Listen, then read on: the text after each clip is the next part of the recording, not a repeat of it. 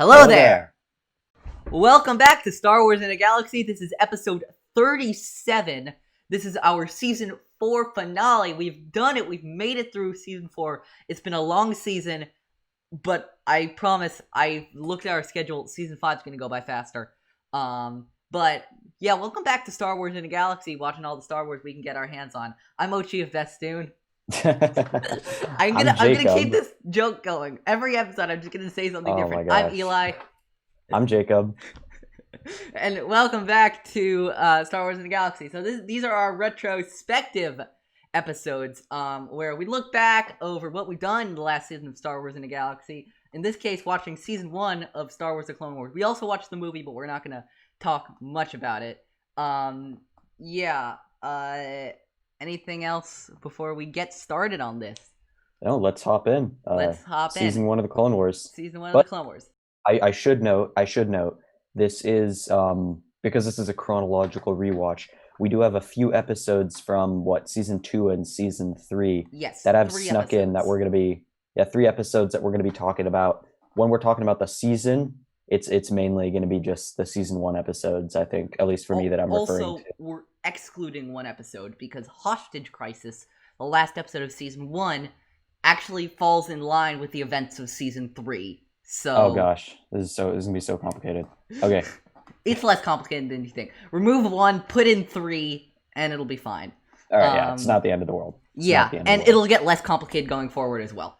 They do things less out of sequence in the future. I don't understand why they would have aired any of the episodes out of order or created them in this way, where some of them, but they're almost all chronological, and then just a few are just kind of. It's like Dave Filoni. Don't question the master, man. Don't question the master. I'm imagining Dave Filoni like in ballet slippers, just twirling around, sprinkling random episodes on a table out of a basket and just seeing where they land and saying, okay, we're gonna slap this one in here, put this one there. I don't know. It's confusing to me, but I don't know. It's not the end of the world, so let's get into it. We're vibing. Anyway, so first we're gonna get to our overall thoughts on season 1 of Star Wars, not Star Wars in the Galaxy, Star Wars: The Clone Wars. So yeah, what were your overall impressions of season 1? It was a very mixed bag.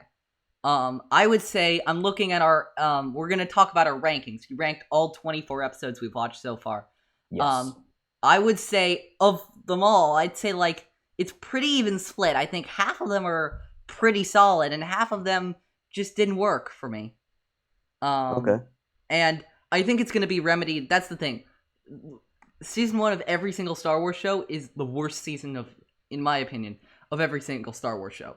That's just how it works. They start good and then they get better over time. And then you get your Clone Wars season 4s and 7s and your Rebels season 3s and your Mando season 2s. That's just how they work. They start with a decent foundation and then they build and they get better. But some of these episodes, they just didn't work for me. Some of them were extremely solid, and usually I like focusing more on the things I do like as opposed to things I don't, but I can't lie, there are some that just don't hit me. Okay. But I will say, the episodes that are good are very good. I'm very, there are about 11 or 12 of these 24 episodes that I'm like, yeah, absolutely, all day. Okay, yeah. My overall impressions of the season, my feelings are a little bit paradoxical, one might say. I know that's a needlessly fancy word, but I feel like on the one hand, I think in a lot of ways, rewatching it, season 1 was a lot stronger than I remember it, and there were a lot more enjoyable episodes, enjoyable moments. And on the other hand, there were a lot of things that kind of bugged me or didn't quite land, in my opinion, that I hadn't picked up on before. So I think the highs were higher and the lows were lower. You're describing me watching the prequels, pretty much. I'm doing a trivia watch I was doing a trivia watch Star Wars. I'm actually done with that now. All 11 movies, 12 movies, not really, because Clone Wars didn't really count, but because I didn't feel the same. But anyway, of the 11 Star Wars like live action movies, I appreciated every single one of them more. But then specifically with the prequels, I'm like, that's pretty cool. That's not. That's pretty great. Oh, that kind of sucked. No, I totally get that. There's some things that you rewatch and you're just like, yeah, I vibe with that. And then there's some that you're just like, okay, that happened. I wish that didn't happen. Yeah. I think for me, I thought that there were a lot of episodes that I really enjoyed more than I remembered. I really loved the Malevolence arc. I loved Ambush. I absolutely Can you dug. save a little bit of that for the ranking stuff? Yeah, I will. I'm just saying I dug a lot of these episodes. Okay, I won't get too specific then. I thought that a lot of the messages and the moral, the kind of a lot of the moral themes and the messages were a lot deeper than I remembered, and I really liked that. They gave me a lot to think about on this rewatch. On the other hand, a lot of the animation was way choppier than I remembered. There were a few episodes in particular, I mean, I'll get into that in a bit, that were kind of serious offenders in this regard. But yeah, overall, it was overall the season I think was stronger than I remembered it to be. In fairness, this show is now 13 years old. We gotta give it some time. It's probably not aging the best, but still. Yeah. I'm specifically talking season 1 of the show is 13 years old. Yeah, which is crazy to say, but okay. Here we go. So let's get on to the ranking, shall we? Let's do it. How do you I'll want go to first. How do you want to do this? You're just gonna go. I'm gonna go bottom to top. Okay. Are you gonna comment, or are you just gonna whip? I'll comment after. I'll just read the ranking, then I'll talk about some stuff. Okay, Number 24, Dooku captured. Number 23, Downfall of a Droid. Number 22, Duel of the Droid. Number 21, The Gungan General. Number 20, Cat and Mouse. Number 19, Jedi Crash. Number 18, Mystery of 1,000 Moons. Number 17, Cloak of Darkness. Number 16, Defenders of Peace. Number 15, Blue Shadow Virus. Number 14, The Hidden Enemy. Number 13, Bombad Jedi. Number 12, Supply Lines. Number 11, Shadow of Malevolence. Number 10, Destroy Malevolence. Number 9, Rising Malevolence. Number 8, Storm over Ryloth. Number 7, Liberty on Ryloth. Number 6, Innocence of Ryloth. Number 5, Trespass. Number 4, Clone Cadets. Number 3, Lair of Grievous. Number 2, Rookies. And in a surprise to absolutely no one, number 1, Ambush. My ranking of the Clone Wars goes like this. We have number 24, Downfall of a Droid. Number 23, Duel of the Droids. Number 22, Cloak of Darkness. Number 21, The Gungan General. 20, Dooku Captured. 19th place, Clone Cadets. In 18th, Bombad Jedi. In 17th place, Blue Shadow Virus. And I should say 18th, that's kind of where my episodes, or my ranking, that's kind of where it switches from being negative feeling to overall positive about the episodes. Number 16, Mystery of 1,000 Moons. Number 15, Lair of Grievous. Number 14, The Hidden Enemy. Number 13, Jedi Crash. Number 12, Defenders of Peace. Number 11, Destroy Malevolence. Number 10, Rookies. Number 9, Cat and Mouse. Number 8, Supply Lines. Number 7, Trespass. Number 6, Rising Malevolence. Number 5, Shadow of Malevolence. Number 4, Storm over Ryloth. Number 3, Innocence of Ryloth. Number 2, Liberty on Ryloth. And just like Eli, my number 1 episode was Ambush. You can't do better than Yoda. Yoda takes the cake. I don't know what it is about that episode. I don't know. Ambush is we should we named that episode with Meg Dowell. We named it We Love Ambush because that episode is just perfection. I think it's the perfect early Clone Wars episode. It's the perfect package. It's just frankly it's compact. Ambush is and so it's good. It's probably better than a lot of episodes in subsequent seasons. That's how good it is. Yeah. So let's go through and analyze our list and see what were our biggest things that we agreed and disagreed on. Obviously, we agreed on Ambush quite a bit. I was surprised, considering I was expecting the Ryloth arc to be lower on your list. Considering last episode how you talked about, like, it wasn't as good as I remembered, I figured some other things, especially Malevolence, was gonna take over there, but I was wrong. Yeah, it wasn't as good, but I still loved it. I still had a very good time watching it and thought it was among the best, obviously. Yeah. It took my 2 through 4 ranking spots. So let's address the elephant in the room, which is Okay. Jacob's Clone Cadets at 19 and Lair of Grievous at 15, where I have Clone Cadets at 4 and Lair of Grievous at 3. Wow, okay. So which is crazy. Should we talk about Clone Cadets first? Yeah. Because I think that happens first chronologically, correct? Yeah, it does. Clone Cadets. So, yeah. Why do we disagree so much on this episode? What makes you like it so much? I love seeing the clone origin story. I think that, like, there are a couple of logistical problems in that episode, which is actually, if I went back and ranked it, I'd probably rank Trespass actually at number 4 and Clone Cadets at number 5.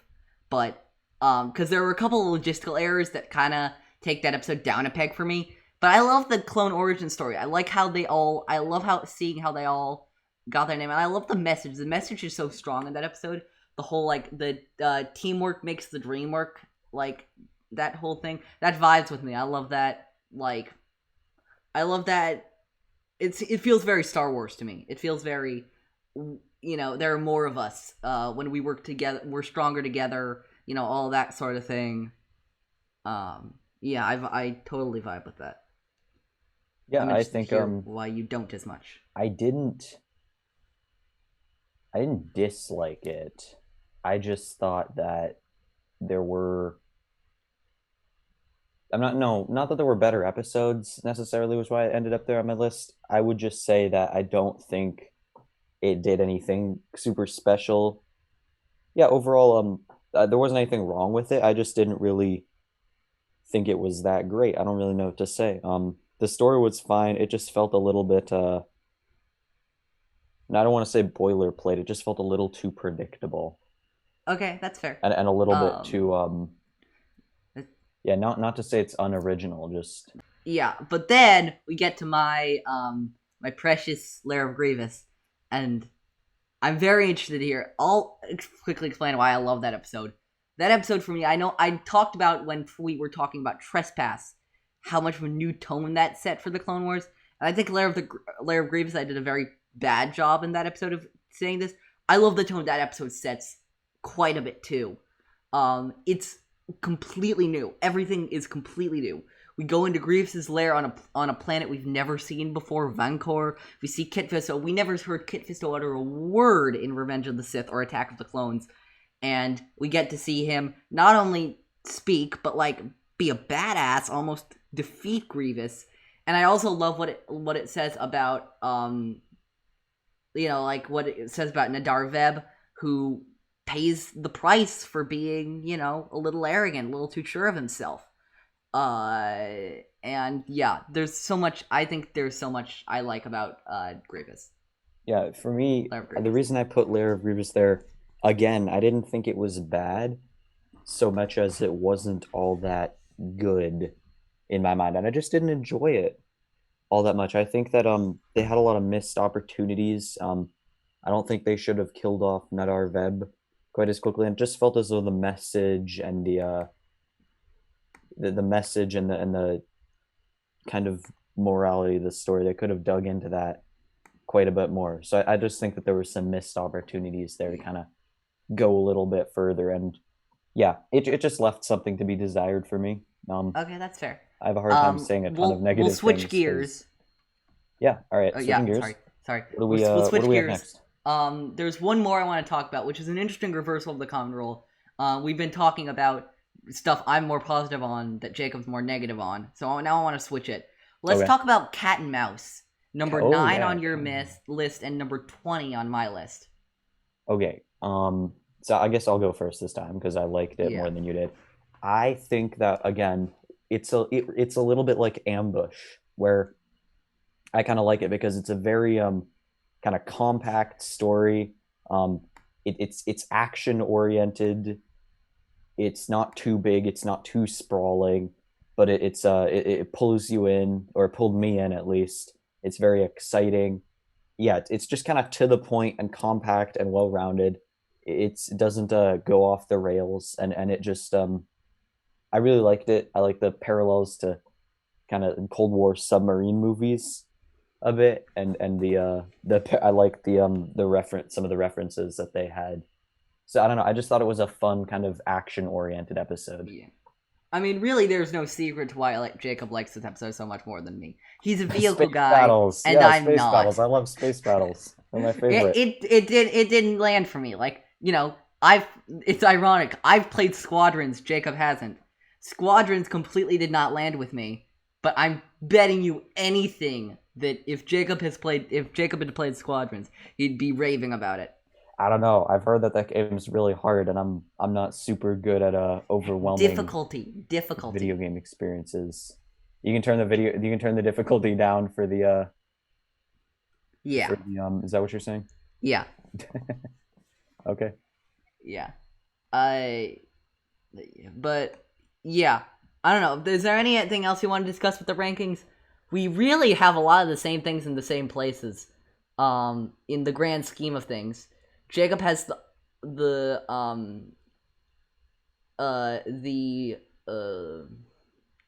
Ryloth episodes a little higher than I do, and the Malevolence episodes. I have episodes like Rookies a little higher and Trespass a little higher than he does. But I'm actually kind of surprised how similar our lists are. In the large scheme of things, they're pretty similar. We'll post an image to Twitter and about our rankings with this episode. So yeah. Those are our rankings. Then let's talk about our best episodes and our worst episodes for this. So we already did a little bit of a rant about why Ambush is the best episode. But you know, just in general, Ambush is that like Ambush to me shows why Yoda is the best. Like, even if he's losing his way a little bit because the Jedi are doing that during this war, it shows why Yoda can be around for 900 years and still have new advice to give to Jedi and to his contemporaries every single day. Because he's just that good. Because he knows, he has a very instinctive sense with the Force on, and with just general emotion on how to read people and how to know what they need. Yeah. And that really strikes me about this episode. Okay, that's fair. Care to explain a little bit more about why you love Ambush so much? Yeah, I just, again, like I said, it's kind of the perfect one episode. It's a perfect standalone. That's what I mean. It's a perfect standalone episode, I think. It's a perfect package. I love getting to see Yoda in action. I love getting to see the clones. I like the message. I like the way Yoda, I like the way it immediately sets out to kind of, it immediately sets the tone for the series of how they're gonna humanize the clones, and how the creators really want to individualize them and make them unique and interesting, and give them all different stories and strengths and weaknesses. I absolutely love that. I think it makes Clone Wars very interesting. So yeah, I would say that's why I like it. Okay, let's talk about our least favorite episodes. They're two different ones for us. Though I will say, number 24 on Jacob's list is number 23 on mine, and number 24 on my list is number 20 on Jacob's. So neither of us love either of these episodes, but you want to talk about Downfall of a Droid, or I'll talk about Dooku Captured? You can talk about Dooku Captured first. Okay. Yeah, this episode, I don't know, it felt for me like this episode never really knew where it was going, if that made sense. Or even that it actually did know that it was going, but it didn't really know. This is what it is. This episode knew where it was going, sort of, but didn't really know how to get there. They had Dooku crash land on this moon where he was captured by Hondo's gang and was foolishly taken to, and it's just like, and like Anakin go and Obi-Wan go hunting after him, and they're now fighting Gundarks, and now Dooku's been captured somehow, and like it's just like, it starts to lose me after a little bit. I'm like, okay,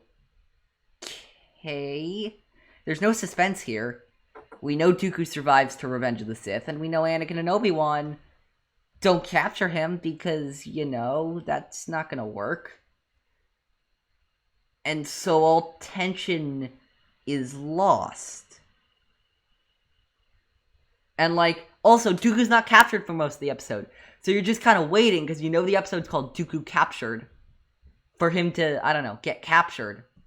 And so it's this weird phenomenon where it's just like, they're playing with what you know and what you don't in ways that don't work with me. That's just me, though. Yeah, okay, that's fair. I think... Yeah, now my least favorite episode was Downfall of a Droid. I really didn't like this arc in general. It felt kind of unnecessary to me. They did create it earlier on in real life chronology than the episodes around it, so I think it kind of sticks out in terms of the animation being a little, or to me, quite a bit rougher. And the story even, too. Yeah, the story, just everything rougher around the edges.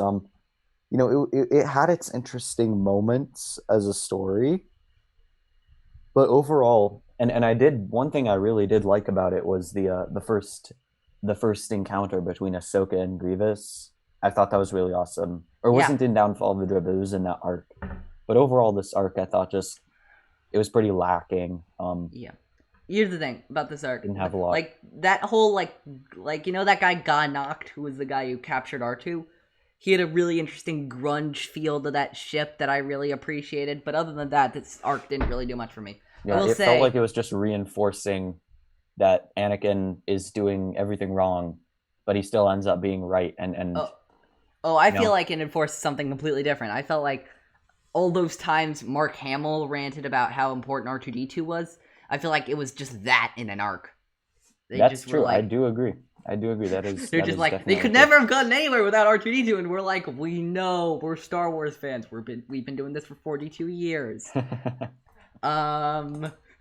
Yeah. I will say these two episodes, though they were not the best, the episode we did on them, I think, is one of our best. We did that with Nessa, and they were a great guest, and we enjoyed having them on so much. And I think it's currently our longest episode to date, and I think it earns every second. It also covers rookies, which Jacob and I like quite a bit more.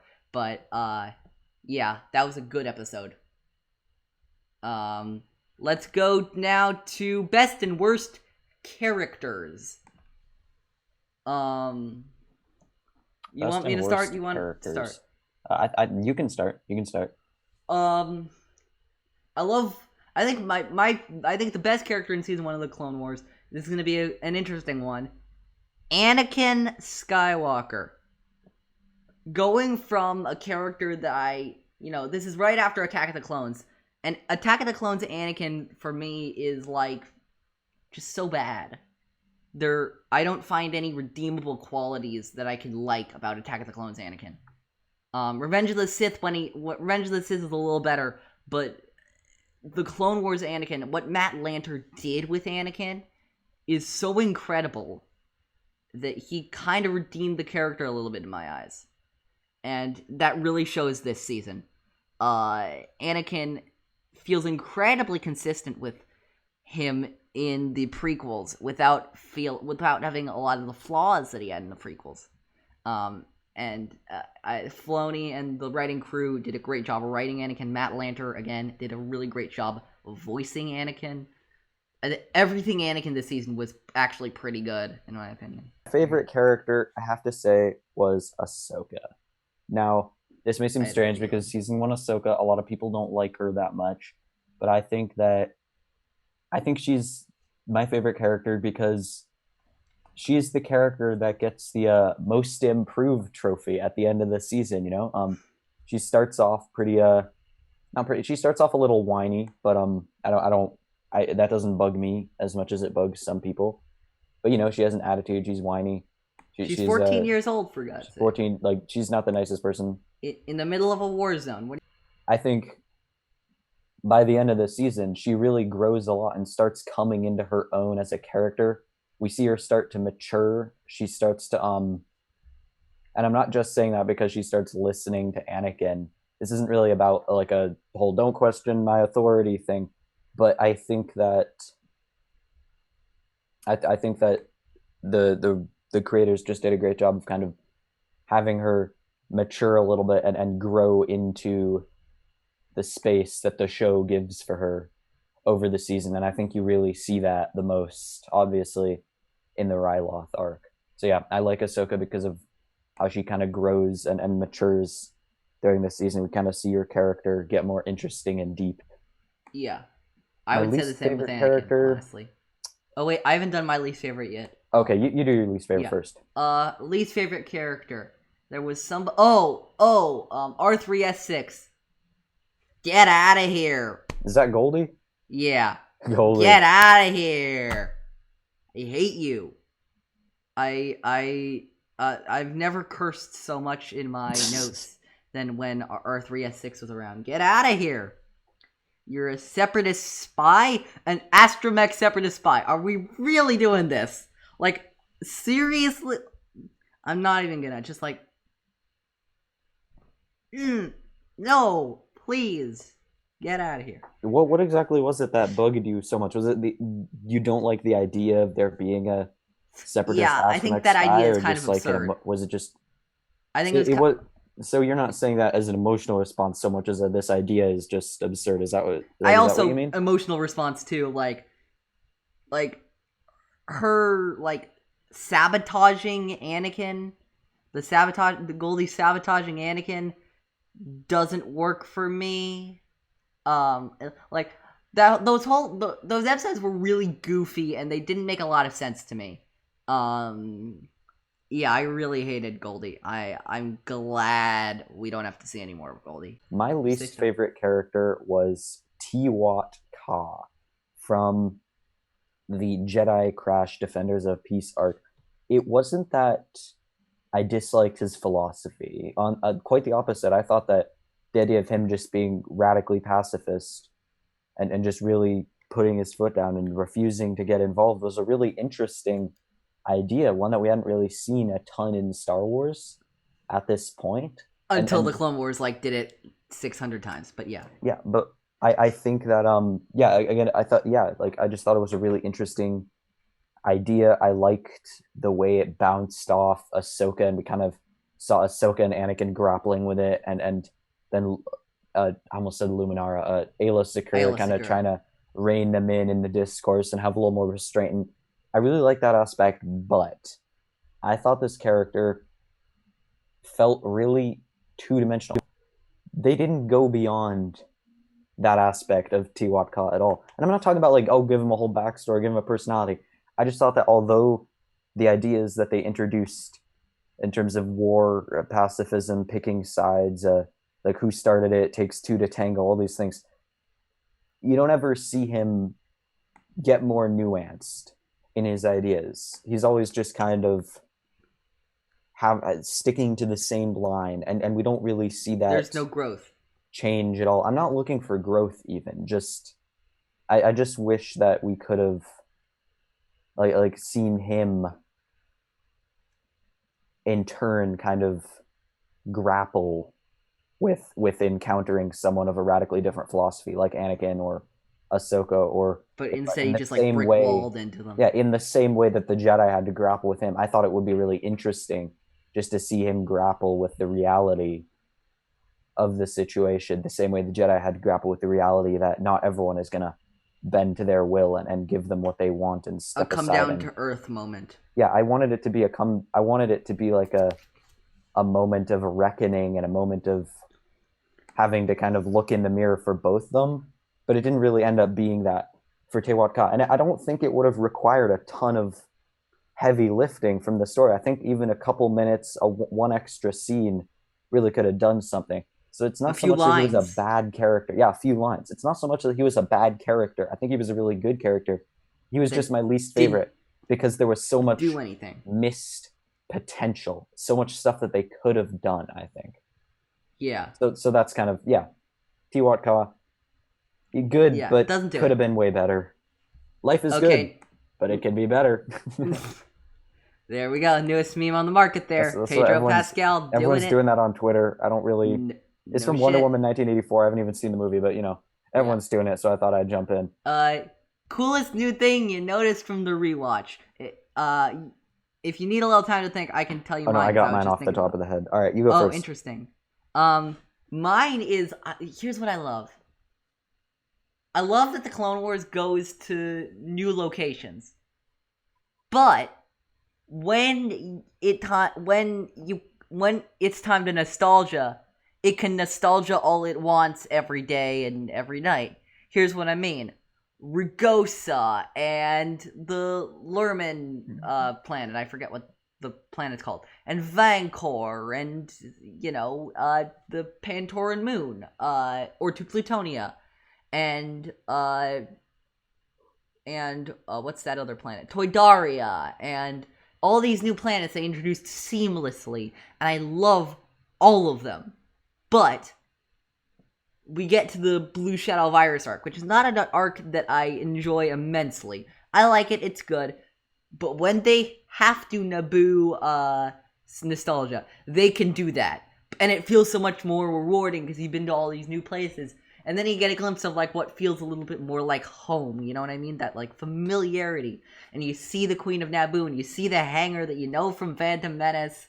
And the nostalgia is earned.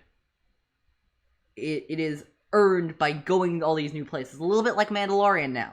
The nostalgia is earned. Yeah, okay. That makes sense. That's the coolest new thing I noticed from the rewatch.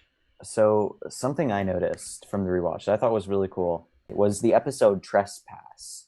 And I really noticed this episode because it didn't really strike me the first time watching it when I was younger, but now it really, really stands out to me as kind of an allegory on colonialism and imperialism, just all the parallels. The Orto Plutonian guards, like Chairman Cho's uniform and his guards' uniforms were basically stylized U.S. 18th or 19th century cavalry uniforms, for example. It really just felt like it was drawing so many parallels to American colonialism and the sad history of what happened in America with the Native Americans. So I really enjoyed that, and I was kind of taken aback almost by how pointed it was, and I enjoyed that, and I was kind of pleasantly surprised by how willing they were to kind of not even take a stance, but just to go there, portray something, go there, like say, hey, we're obviously referencing this and making a point about it in Star Wars, and we're using Star Wars to make a point about something real world, and we're basically saying, hey, this happened, like we can't like. I think by making this episode, Filoni and everyone were saying like, this happened, and we're trying to do something, even if it's totally unrelated, kind of reinforce and the truth, which is that this happened, because oftentimes in school and popular culture, it gets glossed over a lot, especially like, recently it's changing, and I think that's great. But I just really enjoyed that. Do you understand sort of what I'm talking about? Absolutely, yeah. All right, good. Trespass is a special episode. I was going into it, I'm like, yeah, this is going to be an okay episode. It blew me away. Jacob and I both have it in our top 10. Me a little higher because Jacob likes the arc episodes a little bit more. But we basically have it in the exact same place in our list. And actually, here's an interesting parallel that I didn't realize in the episode. And I'm not as big of a fan of this as I am of Star Wars, but this is Star Wars at its most Star Trek. Which is something I never knew I needed. the new civilization, the colonization parallels feels very Star Trek to me. And it's something it's something I never knew I wanted. But it worked. It worked. You know what I mean? Yeah, 100%. Again, based on my very, very limited Star Trek knowledge. Yeah.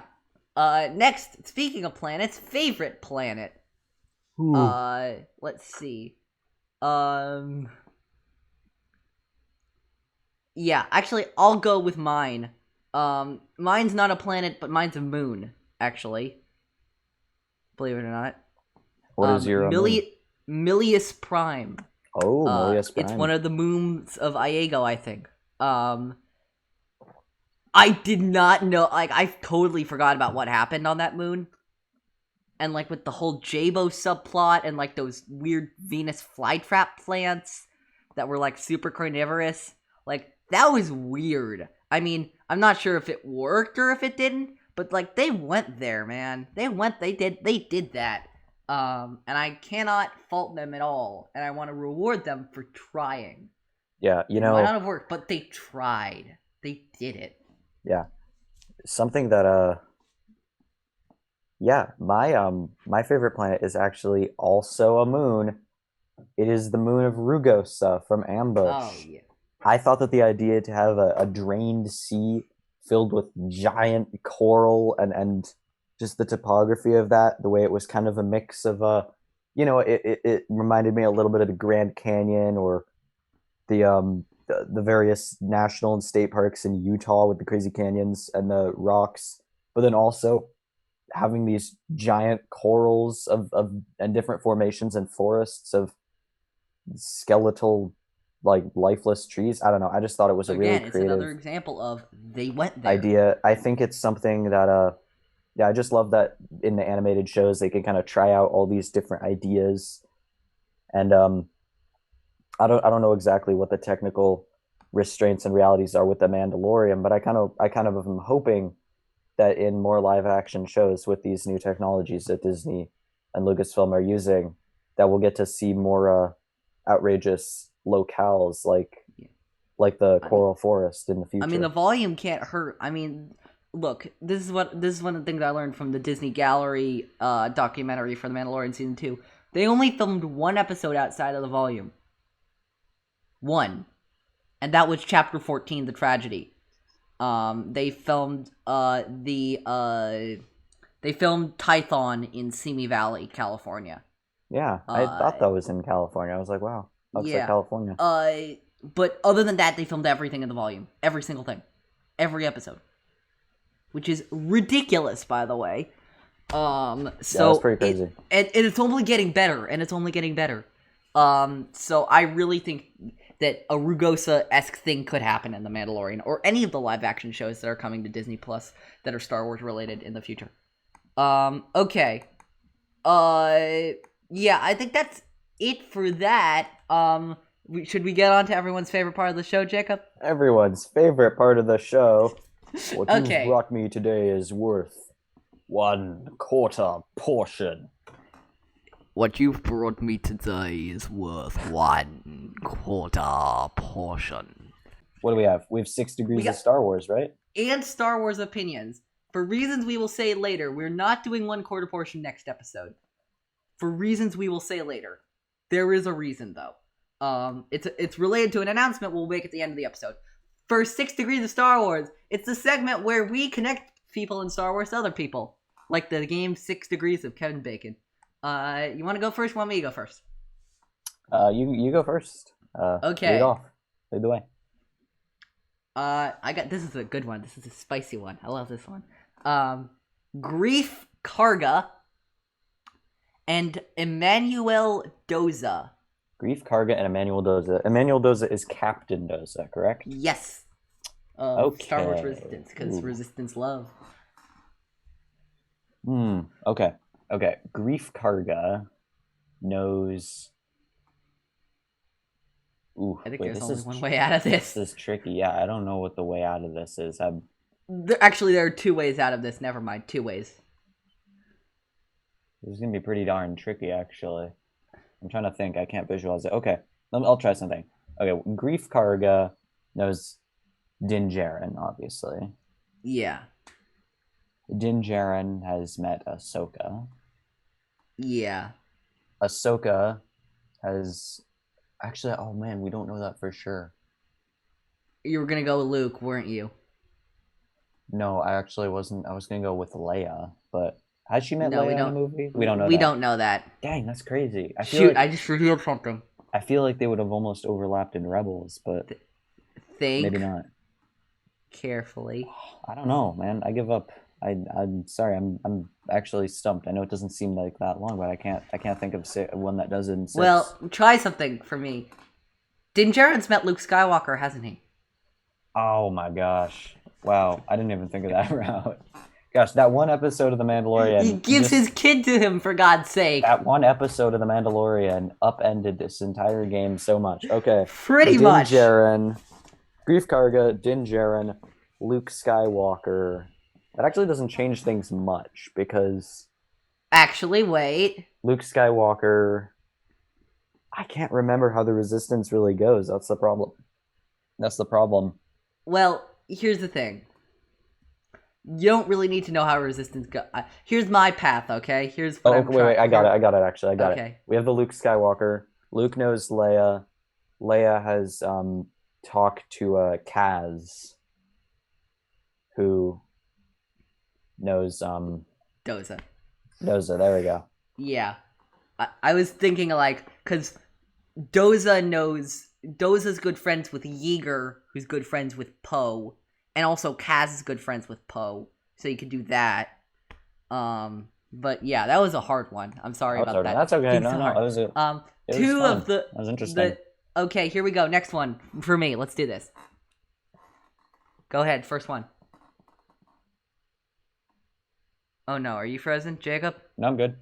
I'm here. Can you? Oh yeah, we're good. First one for me. Okay.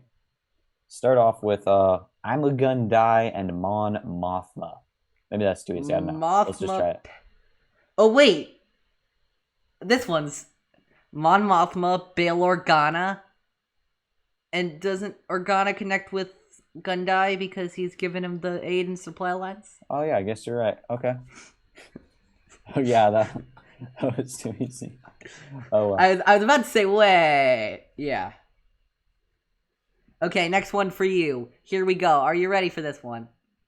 Two of the most famous Twi'leks in the Star Wars saga. Hera Syndulla and Bib Fortuna. Hera Syndulla and Bib Fortuna. Okay, I think I can do this. Okay, so Hera Syndulla. Oh, wait, I got it. Hera Syndulla has met Lando Calrissian. Oh no. Who was in I think Jabba's you could probably palace do it there. Because Tamtel Screech messes it up. So yeah. Yeah. I'm sure they met. That's borderline, but like, I'm pretty sure. I can count it because I'm sure they met at some point. Okay. They were in that palace at the same time. They totally met. I'm totally buying it. Okay, there we go. Next, final one for me. Here we go. Kira and what my computer has auto-corrected to Poe Cameron. So Eli, can you connect Kira and Poe Cameron? You gotta love autocorrect sometimes, people. Kira, Darth Maul. No. Is Maul gonna be the way to go? Yeah. Kira, Maul, Kenobi, Luke, Poe. Okay, maybe Poe and Luke never interact, but like, Poe sees Luke on Crate. Can that count? Yeah, I think that can count. Okay. Yeah, that's what I'm going with. Kira, Maul, Obi-Wan, Luke, Poe. Shoot, no, I figured out a quicker path. Oh, what is it? Kira, Han, Finn, Poe. Oh. Yeah, there you go. All right. No, wait. Kira, Han, Poe. Dakar. Yeah, okay. Before Han goes on to Starkiller Base, he and Poe talk. I'm sure. Kira, Han, Poe. Okay, here we go. Next is Star Wars opinions, where we ask each other Star Wars opinionated questions. You go first in this one. All right, this is a bit of a two-parter. Okay. So, first question. What is the best moment, or what is your favorite moment in your least favorite Star Wars movie? Okay. I feel like we've done I feel like I've asked a question similar to this in one of our previous episodes, but my least favorite Star Wars movie is and we'll both answer these, right? Yeah. My least favorite Star Wars movie is Attack of the Clones, and I'm trying to figure out because I have a bunch of really great moments in that movie. Again, actually, no, sorry. My least favorite Star Wars movie is Star Wars: The Clone Wars. Never mind. No, that doesn't count. That doesn't count. That doesn't Sorry, count? that doesn't count. Attack That of the doesn't Clones, count. then. Okay, Attack of the Clones, then. I would say Yoda's duel with Dooku is truly epic. And I love that duel. There's Good so choice. much I love about that duel. That is an awesome duel, man. Yoda is just flipping off the walls. Do we ever get an explanation for why Yoda walks around with a cane, but he can still do that? It's to feign weakness. So he's really like faking it? Wow. Yeah, he's That's faking crazy. it. He could totally walk around just fine. I read this somewhere. You could totally walk around just fine, but he likes people thinking he's weak. Wow. Yeah. I always thought that, or my headcanon, I didn't know that. So my headcanon was that he needed to use the Force to aid himself to be able to move like that. But he thought that he wanted to show humility by not using the Force all the time for just personal convenience. So he used the cane instead. But that is an interesting idea that he wanted to feign weakness. I'm pretty sure that's canon. Do you? Yeah. I'm pretty sure that's canon, though. No, we'll look into it. But yeah. Okay, what's your first question for me? Or should I answer? You should answer. What's your favorite moment in The Last Jedi? My favorite, you already know. My favorite moment in I already know. I mean, there's so many of them, in The Last Jedi is when and you cannot say the credits. I know. I'm tempted to say the credits, but I won't. I'll find something I like. I think I like the moment when Rey lifts all the rock, like when we see her lifting all the rocks. That's a great moment. I don't know. I think the way the light shines through is great. I like the way everyone's kind of looking at the rocks and everyone's pretty bewildered. I think I don't know. I'm not a huge fan of Rey's character arc in that movie, but I think that's a pretty cool moment. Yeah, great moment. Okay, my first question for you. So I've been trivia watching a lot of the Star Wars movies lately, and there are moments, even though I'm supposed to be writing down trivia, where I cannot help but just pump my fist. I'm like, no matter when I see them, I'm like, yeah, you go, let's do this. So I want to ask what your fist-pumping Star Wars moment is. What is my fist-pumping Star Wars moment? Man, that is a good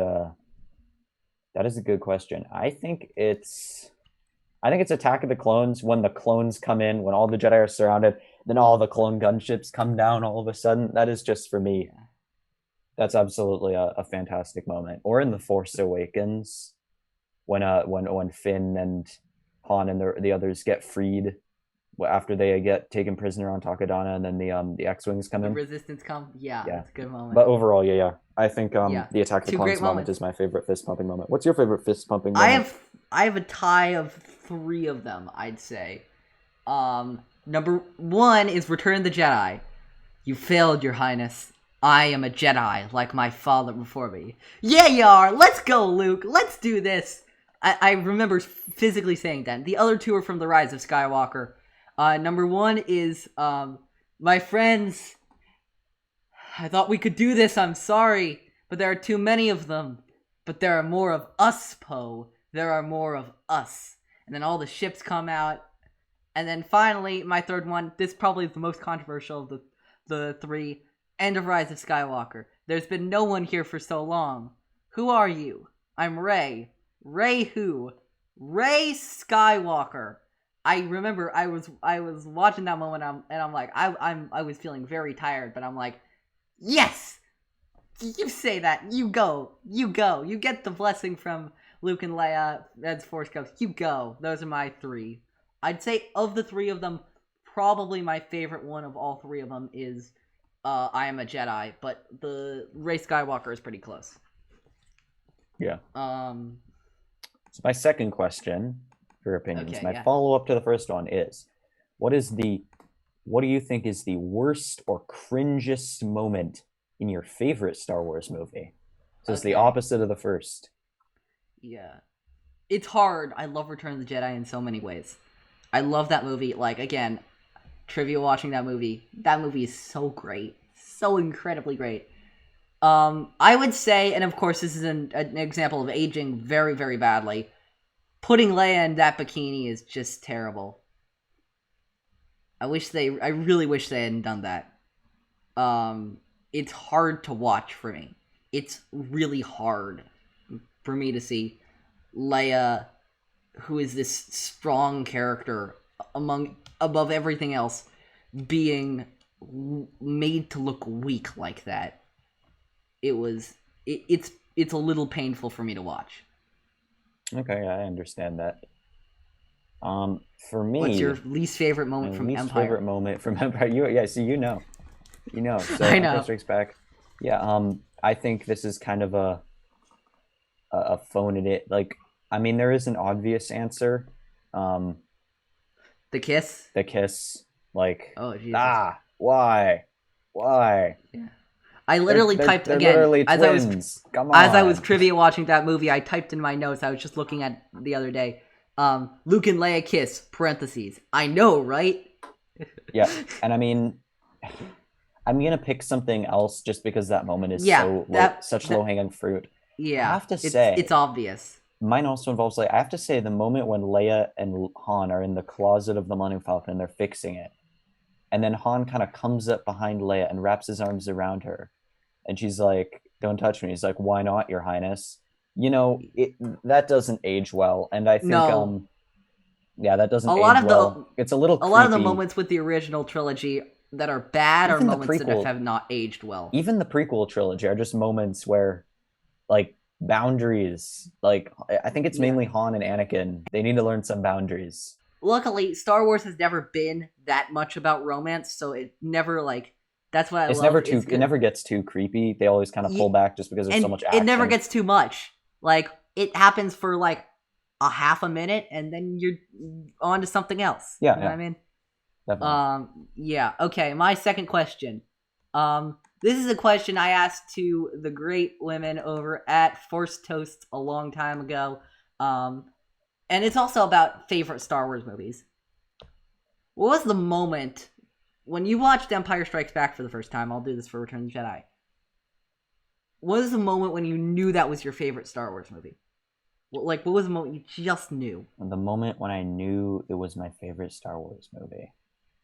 And that's a tough one for me because my favorite Star Wars movie, The Empire Strikes Back, it's not so much one moment as the way it all fits together and just the collection of moments. But honestly, if I had to pick one, oh gosh, this is tricky. I think it would be the moment when Luke is on Dagobah and he chops off the imaginary Darth Vader's helmet and it's his face peeking out from behind the helmet. I think that's Yeah. such a cool moment, and yeah, when the first time I saw that, it kind of made my jaw drop. And Yeah. I just think it encapsulates so much of the movie of like Luke being in danger and trying to figure out how to navigate this new world with the Force and the light side, the dark side, and the Jedi and the Sith. So I really love it. Yeah. Okay, so mine is a weird scene. This scene never gets talked about in Return of the Jedi, which is a shame because it's an incredible scene. The briefing scene with Mothma and Akbar and all those people, and then when Han assembles his crew, that is those moments are priceless to me. Um, uh, well, I got my team ready. I just need a crew for the command shuttle. And then Chewie roars his approval, and Han goes, I didn't want to say anything for you, pal. And then Leia says, General, I'm with you. And then this is one of my favorite moments. We hear a voice from the hallway. I'm with you too, and it's Luke. Man, yeah, And you're we right. feel that team coming together. And then my favorite moment to cap it all off when you need him, he's there. And he's there. C-3PO is there. And this is maybe the moment to cap it all off that is just so perfect. Exciting is hardly the word I would choose R2. And it just fits together. I'm like, I can feel something good coming together. I can feel something really... Like, the movie up to that point was very good. This is something truly great. That's the moment that, for me, Return of the Jedi becomes, like, the best Star Wars movie. It's kind of a heartwarming moment, because, you know... Yeah. It's like everyone's been split up, and now the characters that have kind of been together for the last two movies get reunited. It's a reuniting. It happens with The Rise of Skywalker, too. I don't think they do it quite as well in The Rise of Skywalker, but I don't think anything can match the pricelessness of Return of the Jedi. Yeah, absolutely. I agree. Yeah. Okay. I think that's going to be it for this episode. And now we're going to discuss the reason why we're not doing Star Wars opinions next week, or rather this week. Next week, well, first of all, that's it for Season 4 of Star Wars in a Galaxy. We did it. Season 5 is going to begin in 2 weeks. We're going to have a special episode next week. This special episode is something that I've been waiting to announce, that Jacob's been waiting to announce, that we've been waiting to announce in Galaxy for a long, long time. We're going to do a special episode. First of all, the content of the special episode is called Why Star Wars is Star Wars. It's a new special episode type we're putting out, where we're going to be discussing what are the things that make Star Wars good. What are the main things that, why do we keep coming back to it, the specific things? We did kind of a backdoor pilot for that episode with our music episode a couple months back, and the reception for that episode was amazing, so we decided, hey, we should just make an entire series out of this. We're going to be doing that for locations next week. We're going to be talking about what makes a good location. We're going to be talking about some of our favorite Star Wars locations, planets, moons, all of that kind of stuff. But we're not going to be doing it alone. No. I can't believe I'm announcing this. Brian, Emma, and Mark of the amazing Star Wars podcast, actually, I guess you'd call it like after show, like late night Star Wars show, Pink Milk After Dark, are going to be joining us. We love listening to their stuff. I've been on a lot of their streams. They're 3 great people, and we cannot wait to have them on Star Wars in a Galaxy. So that is going to be coming to you next week. Again, I cannot believe I get to make this announcement, but it's so cool. That's our first guest spot of 2021. Yeah. Anything I missed, Jacob? No. Yeah, I'm excited. It's gonna be awesome. I'm so excited. And then we're gonna be starting season 5 of Star Wars in a Galaxy the week after, which is gonna be covering season 2 of Star Wars: The Clone Wars, and we're gonna be starting with the episodes Holocron Heist, Cargo of Doom, and Children of the Force. So yeah, Jacob, I guess that's it on season 4. We had some really great moments. We had some awesome guests on in November. And I only hope season 5 is gonna be just as good. But yeah, that's, I think, it. Have anything more to say before we sign off? No. Thank you so much for listening. If you've listened this far. Yeah. Oh, wait, actually, also, I forgot to do this. Listen to us on Spotify, Anchor, Google Podcasts, anywhere you get your podcasts, we'll be there. Subscribe to us on YouTube, Star Wars in a Galaxy. Follow us on Twitter at In a Galaxy Pod. Follow me on Twitter at OGFan327. Leave a rating and review. It really helps us. And yeah, until next time, may the Force be with you. Always.